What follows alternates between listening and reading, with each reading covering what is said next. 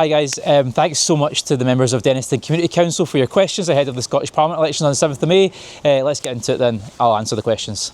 Okay, so we've got the first question, which is on swimming pools and leisure facilities, particularly Whitehill Pool behind me, provided by the Save Whitehill Pool Dennistoun Community Council Associate Member. Almost on a daily basis, we read reports about the decline of physical and mental health across the country. Swimming is an activity accessible to all that has proven health benefits, yet the number of pools in Glasgow and beyond is in steady decline.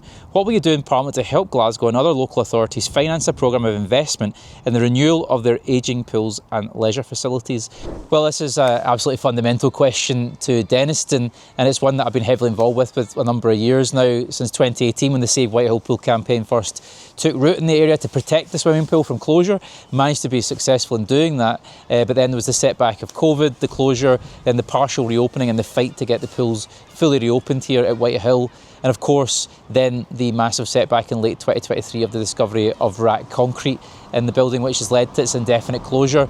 We've had recurring meetings with the Save Whitehill Pool Committee and about how to progress, whether that's going to be a retrofit of the pool or whether it's going to have to require a demolition and rebuild of the pool itself. I think we're moving towards the idea that the pool itself is probably beyond economical repair and we'll need to replace it with a new swimming pool facility, perhaps as part of a whole campus rebuild of Whitehill School as well. Let's look at those options. There was a very positive meeting earlier in the month with that Save Whitehill Pool Committee and Dennistoun Community Council members there as well. So let's keep going with this, let's keep persisting. But the big challenge, of course, is capital. We've seen £1 billion cut from Glasgow City Council's budget over the last decade. We've seen major cuts to leisure provision across the city, Glasgow Life exiting a lot of community facilities. I think it's really unacceptable in a city that's about to host the Commonwealth Games for the second time. I've been raising this persistently in Parliament about the lack of provision of community swimming facilities, the mental health and physical health benefits of swimming in the Health Committee, which I was Deputy Convener of, and also how we progress with best examples such as Blairgowrie Swimming Pool, which is built to Passive House standards, reducing the operating cost by 80%. I'd also like to put this onto a point which touches on a later question about the cost of living. If we can join the pool up with the brewery and the bakery and create a district heat network for the area and a dense tenemental grid like Dennistoun, we could massively reduce energy bills, not just for the pool, but for the whole community and all the residents in it. I think that's the sort of joined up thinking we need in the next Scottish Parliament, and I believe that working people in Dennistoun deserve roses as well as bread. Let's join up and have roses and bread in having cheap energy bills and also great leisure facilities and recreation facilities and a beautiful built environment. All of these things together we can do with a joined up approach, and that's why you should elect me as your member of the Scottish Parliament. So I've also got a question on housing and built heritage. The cost of living pressures are severe for many people who live in our area. Recent fire damage that we've seen in the city centre has been highly concerning.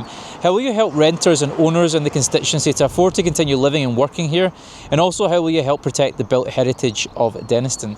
Well, this is a major issue affecting thousands of people across Glasgow, because we've got 70,000 tenements that were built before the First World War, and they're all facing now a combined maintenance backlog of around £3 billion.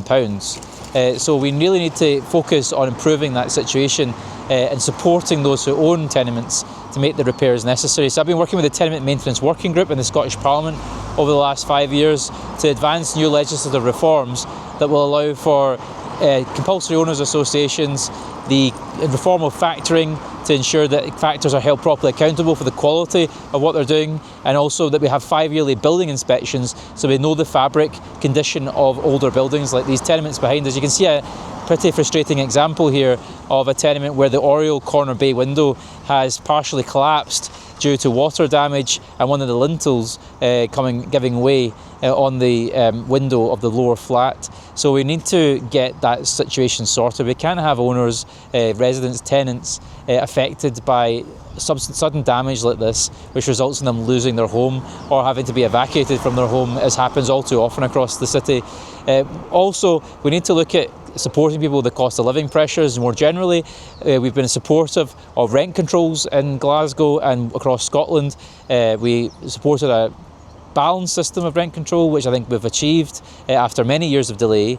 And also we want to look at proper regulation of new build as well to ensure that they're built to a high standard and that we're getting an acceleration of construction across Glasgow. One of the biggest, most frustrating things that's happened in the last couple of years was the cut to the affordable housing budget by the Scottish Government of a quarter, which has really knocked house building programmes across Scotland and in the city of Glasgow in particular. It's for 6. We have had the lowest housing completions rate in Glasgow in the last year since 1996. We seriously need to accelerate house building in Glasgow.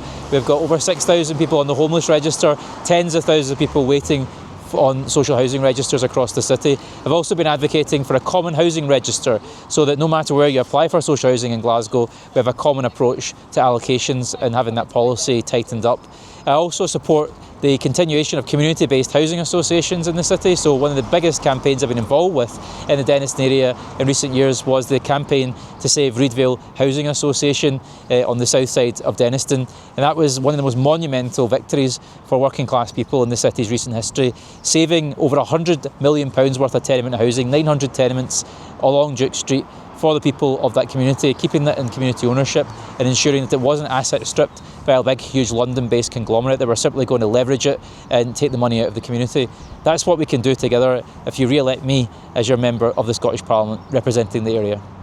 So built heritage in Glasgow is one of the things that is really a passion of mine, and I've been working so hard as a member of the Scottish Parliament to advance the interests of the city's built heritage here in Dennistoun and across Glasgow as a whole, and I've had some real successes over the last few years. I have no time to list them all, but certainly making progress with the renovation of the old Duke Street Hospital building with Wheatley Group has been one of the highlights for me, pressing that forward. Also working to conserve and restore the old Alexandra Park Saracen fountain here behind me, which has sat here since 1914. It was originally installed in Kelvin Grove Park as part of the Glasgow International Exhibition to showcase the amazing cast iron work of the Saracen Foundry in Postle Park. I've actually managed to get a price for this. It's £600,000 to fully restore and rebuild the fountain, and that can be done by a specialist company called Lost Art in Wigan. So I'm hoping to get that progressed as quickly as possible, and I'm meeting with councillors and council officers to get the funding together, and I hope that with £600,000 in the budget it's not that bad, but certainly a very doable figure and something we can put together hopefully before too long. But I'm really passionate about the city's built heritage as a trustee of Glasgow City Heritage Trust, and I've got a real good track record of success in improving the city's built environment, so let's keep working together on that. So this question is about transport. It says accessible, affordable and safe mobility is essential for enabling people and businesses to thrive.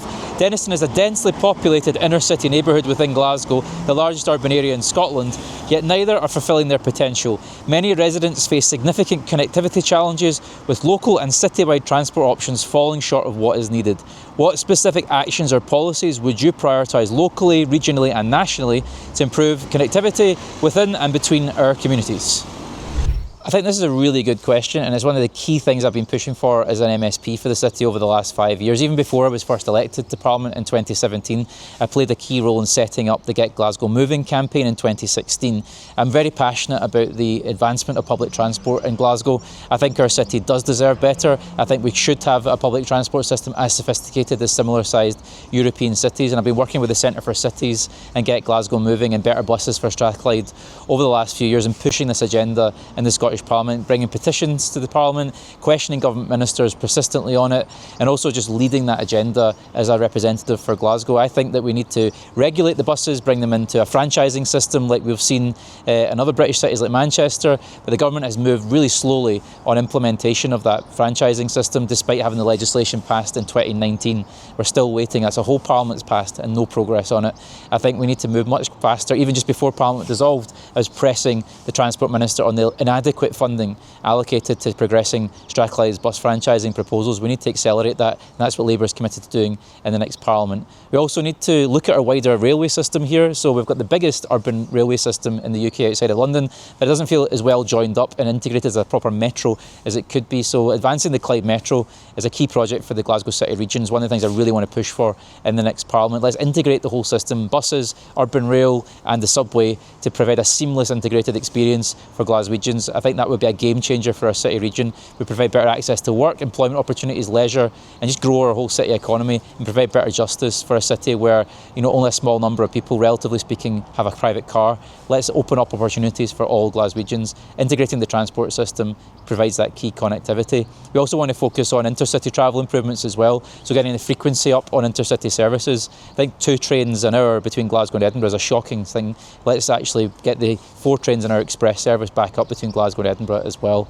We also want to keep the cap on rail fares, and we want to look at the capping of bus fares as well, because by integrating the transport system in that way, they've got control of the fare box, and you don't have to go begging private companies to do the right thing or provide them with massive subsidies. So all of these things joined up will deliver a much better experience and a much better quality of life for Glaswegians, and that's why you should vote for me.